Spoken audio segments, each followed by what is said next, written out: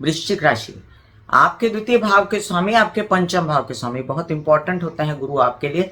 सप्तम में बैठे थे तो आपकी मानसिक तबीयत जो राहु की वजह से खराब हुई थी वो संभाले हुए थे किसी प्रकार से इन प्रकार, लेकिन फिर भी आपने बहुत तकलीफ सही। बच्चों से रिलेटेड समस्याएं, अपनों से रिलेटेड समस्याएं, विवाहित जीवन में आपको कलह क्लेश मिला और आपके व्यवसाय भी घाटे में आए।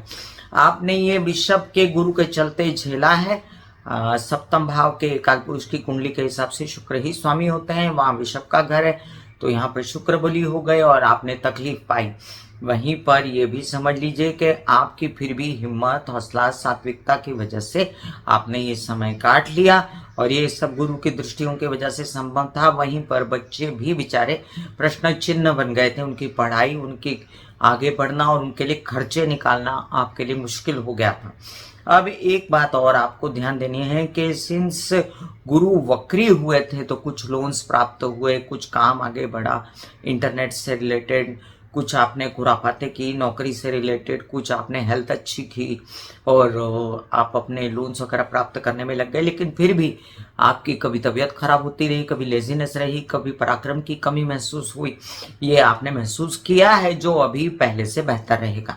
अब आप पहले से बेहतर स्थिति में आएंगे, मानसिक रूप से पहले से बेहतर, फिर से थोड़ा सा पैसा जमा होगा, परिवार से सपोर्ट रहेगा।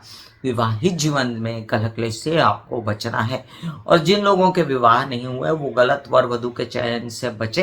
हालांकि आपकी शादी होने के भरपूर योग आते हैं और आपकी हिम्मत, हौसला और आपकी मेहनत से आप वर वधु का चयन हो सकता है। अगर आप सही से चुनाव करें, अगर आप सही से अपने विषय में सोचें, अपने बच्चों के विषय में सोचें, अपने पढ़ाई के विषय में सोचें, अपने कार्य के विषय में सोचें, तो निश्चित ही स्वरूप से 14 मई तक आपका कुछ अच्छा रिजल्ट निकलने वाला है जिसको लेकर आप आश्वस्त होंगे।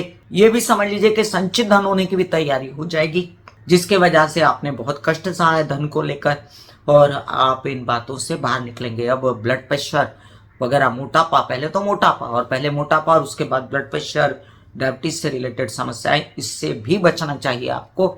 और हर प्रकार से सुख शांति रहने के लिए आपको ओम महालक्ष्मी नमः के जाप करनी चाहिए सनलाइट में बैठ के, जिससे नसीब भी जागेगा, दिमाग भी शुद्ध होगा, तबीयत भी ठीक होगी।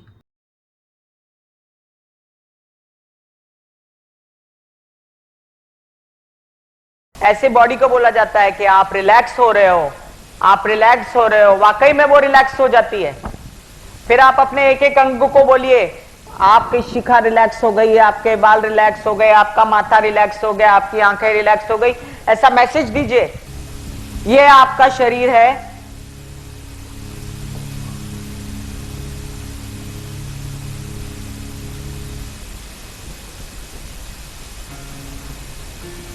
और आपकी बॉडी में मेडिटेशन जो है करने से पहले आपकी ये अवस्था होती है जैसे आप सब अभी बैठे हो। यहां पर आपके कुंडलिनी शक्ति का निवास होता है जिसे गुदा द्वार कहते हैं।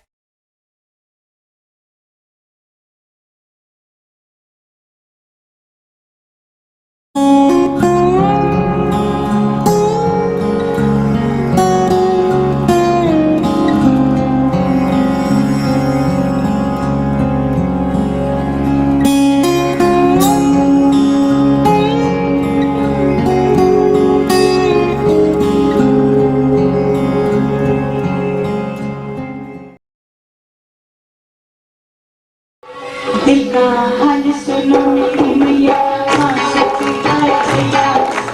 दिल का हाल सुनो मेरी मैया, माँ शक्ति आए भैया।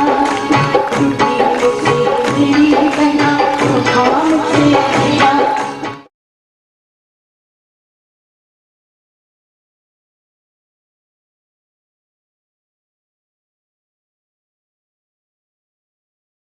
जो मेरे विचारों में बहती है, जो नहीं हो करके भी है, माँ देखिए चलो ख्यालों में ही सही, नींद न सही जाती